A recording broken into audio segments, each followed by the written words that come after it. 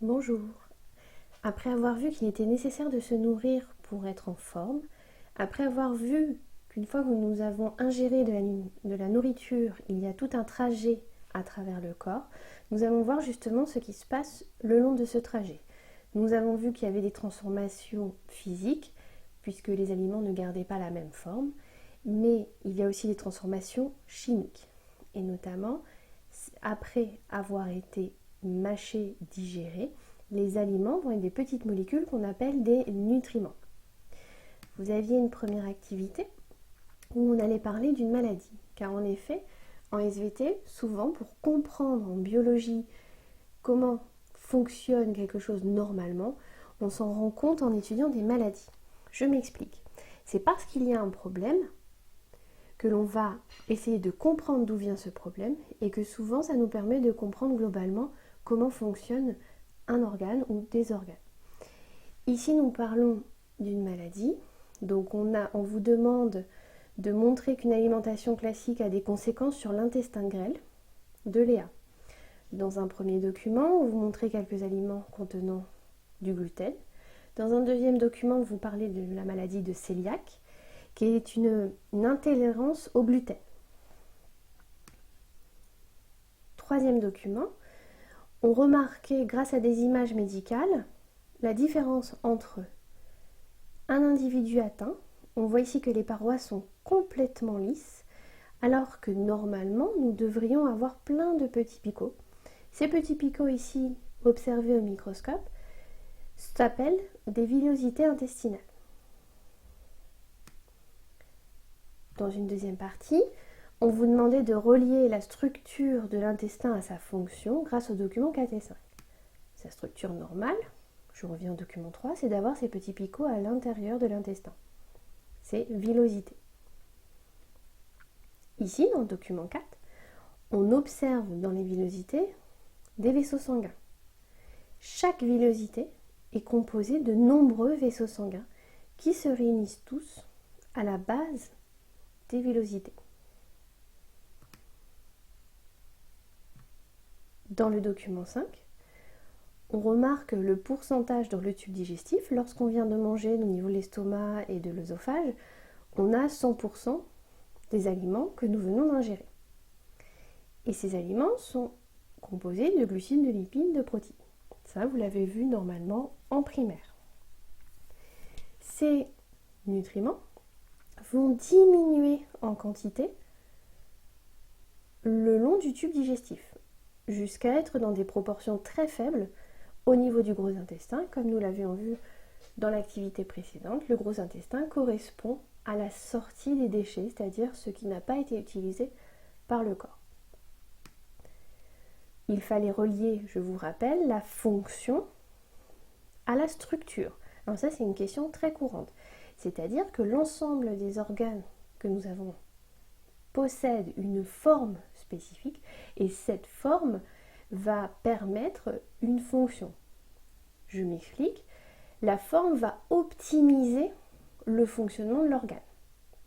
Si il a la bonne forme, il peut facilement fonctionner.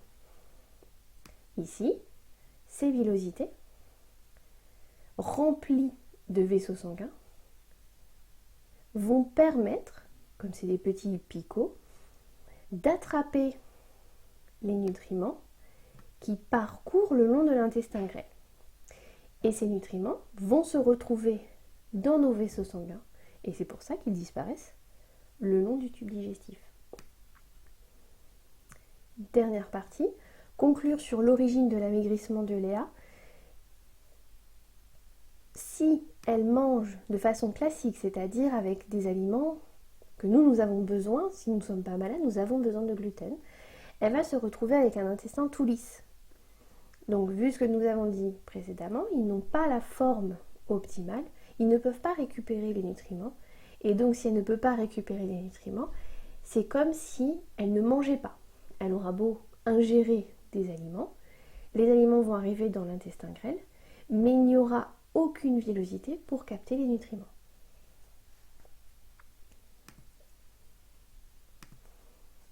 J'ai donc décomposé cette correction comme si c'était 3 questions.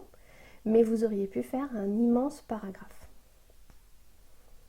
J'en conclus que les nutriments issus de la digestion passent dans le sang ou la lymphe au niveau de l'intestin grêle qui est richement vascularisé.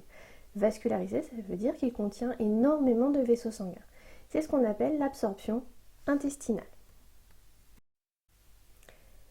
Après vous avoir dit qu'il y avait des transformations des aliments en nutriments au cours de la digestion, nous allons voir précisément ce qui se passe comme transformation. Les connaissances que nous avons aujourd'hui se font grâce à des découvertes de différents scientifiques depuis des dizaines voire des centaines d'années. Puisque là, ces 3 scientifiques, Borelli, Spallanzani et De Réaumur, ont étudié la digestion au XVIIe et XVIIIe siècle. On vous demandait d'ailleurs pour chacun de ces scientifiques de dire un petit peu ce qu'ils avaient fait, ce qu'ils avaient étudié, ce qu'ils pouvaient penser.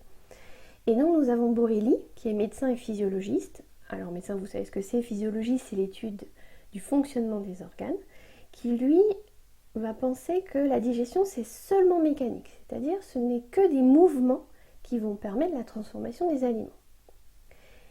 Spallanzani et De Réaumur, ils ont étudié Spallanzani sa propre digestion et De Réaumur la digestion des rapaces.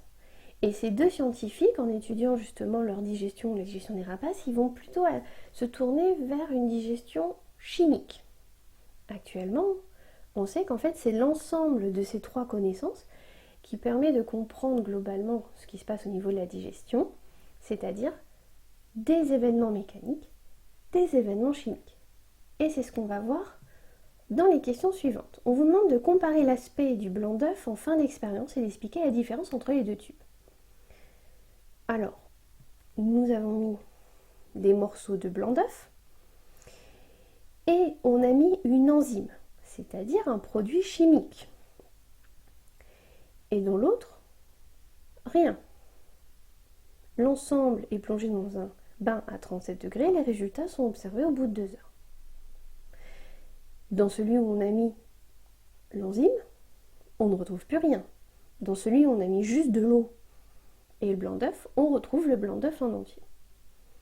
C'est donc qu'il y a eu une réaction entre l'enzyme, qui est issue du suc gastrique, c'est-à-dire qui est issu de notre estomac, ce produit chimique qu'on retrouve dans l'estomac, va réagir avec le blanc d'œuf et puis du coup on se retrouve avec de l'eau. Alors il n'a pas disparu, il est dans ce liquide, mais il n'est plus sous forme solide blanche.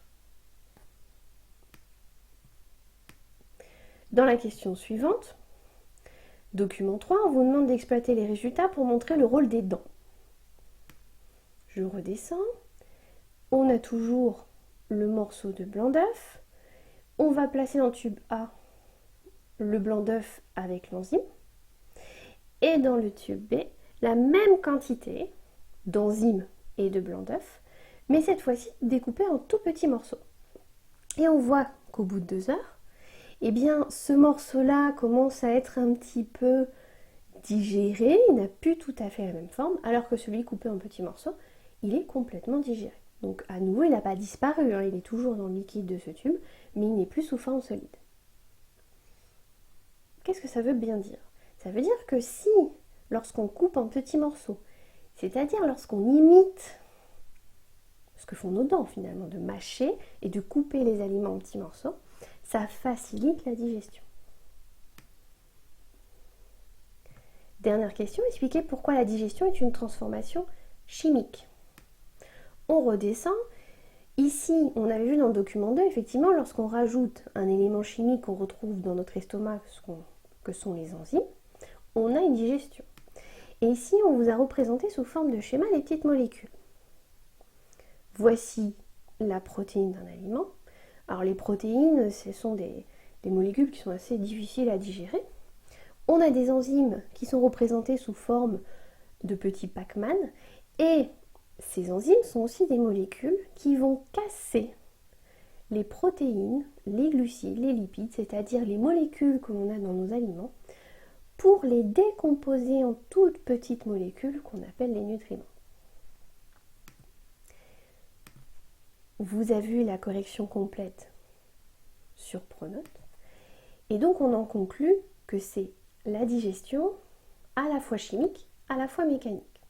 Chimique, grâce à ces enzymes qu'on retrouve dans l'estomac qui vont casser les molécules en plus petites molécules appelées nutriments, et mécanique, puisqu'on a l'action de nos dents qui vont commencer à mâcher et couper en petits morceaux pour faciliter l'action des enzymes.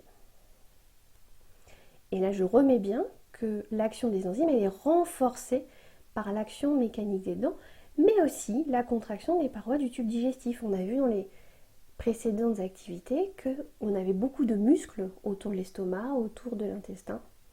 Et donc ces muscles vont se contracter et écraser les aliments. Les enzymes digestives contribuent à transformer les molécules alimentaires de grosse taille en petite taille. Solubles, ça c'est très important. Si c'est soluble, ça veut dire que ça peut partir dans les liquides. Et quel est le liquide qui va récupérer les nutriments? C'est le sang. Dernière partie, on va parler des micro-organismes. En effet, on vient de voir qu'on a des molécules chimiques que sont les enzymes, on a nos dents, on a des muscles qui nous permettent de digérer. Mais il existe aussi, et ça c'est une découverte assez récente, des micro-organismes à l'intérieur des tubes digestifs de nombreux animaux, dont les êtres humains, qui permettent de faciliter cette digestion. Donc là, on a pris l'exemple des termites. Les termites mangent du bois, et le bois, ça contient de la cellulose, c'est-à-dire que, comme tous les végétaux, c'est une molécule qui est très difficile à digérer. Et comment fait-elle pour digérer? Eh bien, elle a des micro-organismes dans son tube digestif. On le sait puisque si on enlève les micro-organismes du tube digestif des termites, elles meurent. Elles ne sont plus capables d'assimiler ce qu'elles mangent. C'est-à-dire que c'est comme si elles mangeaient pour rien. On a les éleveurs bovins qui vont complémenter l'alimentation avec des micro-organismes vivants. Ces micro-organismes vivants vont aussi améliorer la digestion de la cellulose, puisque les vaches sont herbivores et donc elles vont manger des végétaux. Dans une dernière question, on vous demandait l'intérêt d'avoir autant de micro-organismes chez un être humain, puisque finalement on va retrouver les micro-organismes au niveau du nez, au niveau de la peau, dans nos intestins et même dans notre bouche. Donc si on a autant de micro-organismes sur nous, c'est qu'ils sont utiles. C'est vrai que souvent on associe micro-organismes à microbes, c'est des choses qui vont nous rendre malades, alors qu'en fait il est très intéressant d'avoir des micro-organismes dans notre corps pour digérer, pour protéger notre peau et pour nous protéger justement parfois de d'autres micro-organismes. Donc ce document 4, là, vous le reverrez dans un cours en 3e sur le système immunitaire. J'avais donc noté la correction sur Pronote. Et dans un bilan, j'explique que les micro-organismes sont des êtres vivants microscopiques qui sont partout présents dans l'environnement, y compris sur et à l'intérieur de notre corps. Certains micro-organismes peuvent faciliter la nutrition des animaux. Et l'action passe par la modification de l'apport en nutriments. C'est-à-dire qu'il y a des choses qu'on peut manger, mais qui ne nous apporteront rien. Mais grâce à ces micro-organismes, ils vont permettre la digestion et l'apport de nutriments complémentaires.